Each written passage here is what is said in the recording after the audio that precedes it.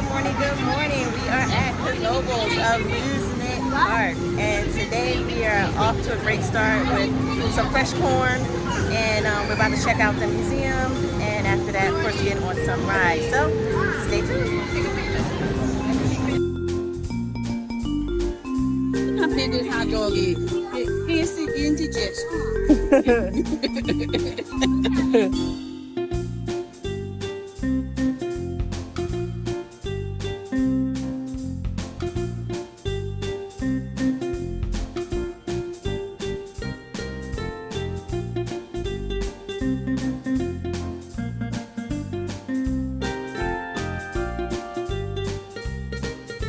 We're in Knoebels. All right, what are we doing today? Huh? What are we doing today? Walking around, seeing Getting on rides, eating food, Having fun. having fun. All right. Now, Our first stop was the Knoebels Carousel Museum, which features over 50 carousel figures, scenery panels, chariot sides, and other memorabilia from carousels dating all the way back to 1870. The history of carousel, also known as the merry-go-round, dates back many centuries and has evolved significantly over time. The concept of the carousel originates from the Byzantine Empire, but it became more defined in Europe during the 12th century.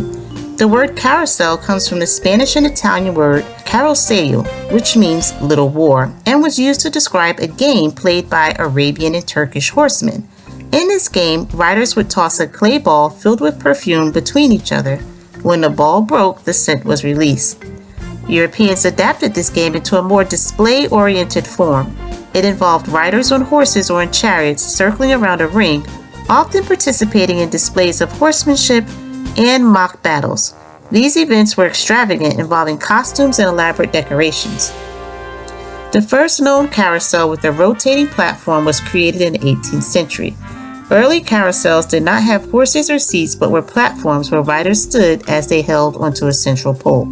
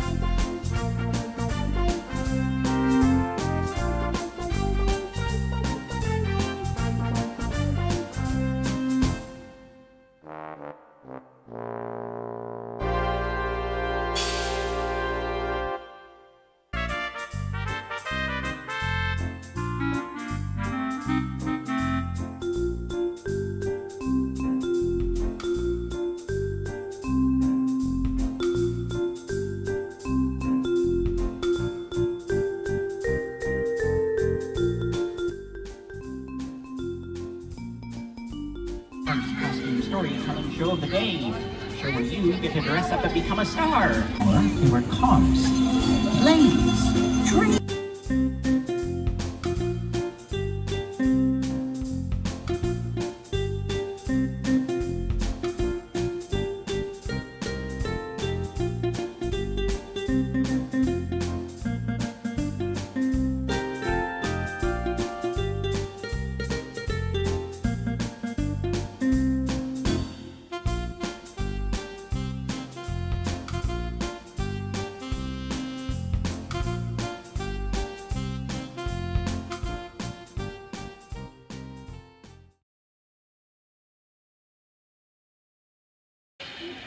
Take a bow, girls. That was beautiful. And they fell fast asleep right there.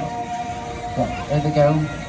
Where the knights also fell down to the queen's courtyard, where they stopped and they grabbed their tails. They swirled them out in circles. They called out to the queen on her balcony, yoo-hoo! Where they grabbed whatever food they could find. And once each traveler had her own piece of food, hurry, they started bopping the spriggans on their arms and legs. Go get them, girls. Now the spriggans just wriggled back and forth, to and fro. They couldn't fight back. They were outnumbered. And over. Let's hear it for the travelers. Running out looking for something good to eat. I believe it was the fox who first found the baby. And what did the fox say? No, really, what did the fox say? The fox said, pow, pow, pow, pow, pow, pow, which was foxy, and the animals, the travelers, put their hands over their hearts and gasped. Oh, animals, can we keep her? The animals nodded their heads yes, and the bunny rabbit said, of course, we don't know how to change diapers anyway. She'd even blow a raspberry. What's worse is at the age of 3, Ludvina sprouted an olive green tip, makes it more exciting. Well, Ludvina let those arrows fly. She was a picture all the animals at once. Wow. Does any other... The queen said, all right, that's enough laughing, king. Oh, Ludvina, go get those keys. Ludvina snuck back to... It was at this moment that the spriggans were marching out of their dungeons. They stopped right there. It was chaos. It was... I can't think of any other synonyms. Well, that's when the travelers ran down into the battlefield and started bopping the spriggans. Go get them, girls. The cacophony was so loud, it awoke the queen. She ran over to her balcony and threw the shutters wide. When she saw the battle below, she screamed. She rushed over this way to the side of the king and she started shaking him by the shoulder. She said, honey, honey, wake up, there's a battle going on. The king laid back down and said, leave me alone, can't you see I'm sad? The queen put her hands on her hips and said, you've been sad for 16 years, it's time you snapped out of it. And with a little whistle, the animals came over here to the king's blanket. They grabbed a hold and tugged with all their might, rolling him out of bed with a kerplop. The king was furious. He scooped up his crown. He marched out to the center of the battlefield and lifting his scepter high, he shouted, everybody stop! Everybody stop! Everyone froze in the silliest positions imaginable.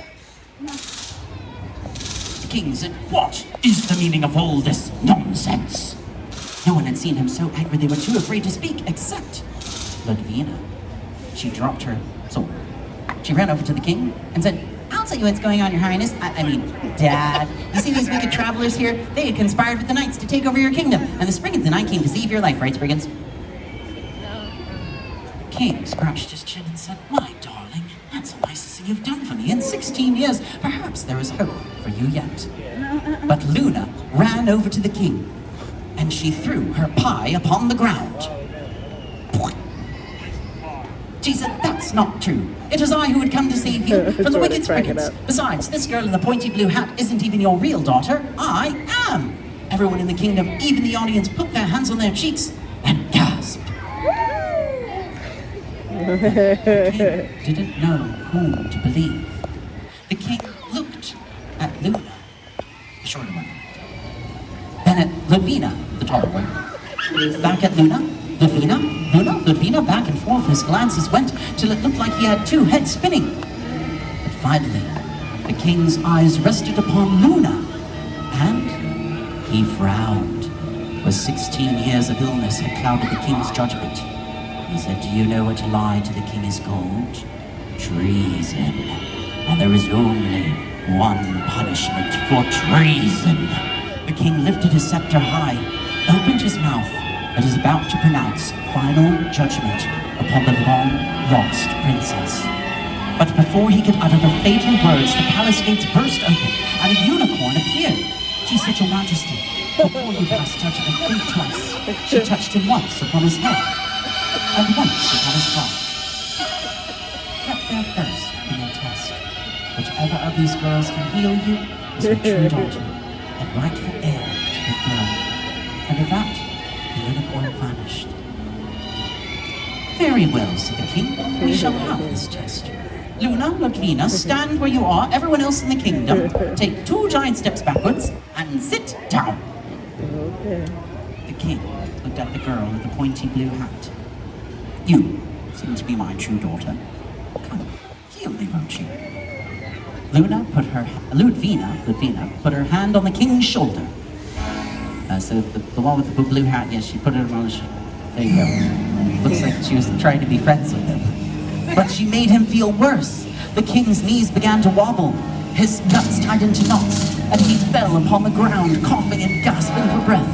Ludwina was so embarrassed that she ran behind the Spriggans to hide her face. Luna rushed over to the king and placed her hand upon his back. That'll do it. She closed her eyes and concentrated with all her might. A soft gold glow flowed from her palm, filling the king's cold aching bones with warmth and life. The king's eyes fluttered open. He jumped to his feet. He spun round in circles and shouted, "My, that's the best I've felt in 16 years!" And there before him stood the long-lost princess. The queen came rushing forward to place her crown upon Luna. The king handed her his scepter. The royal family lifted their arms and proclaimed, "Behold our true daughter and rightful heir to the throne." Everyone in the kingdom jumped up and cheered. Except the Spriggans, no. The Spriggans were booing. They said, "Oh, we better get out of here, run!"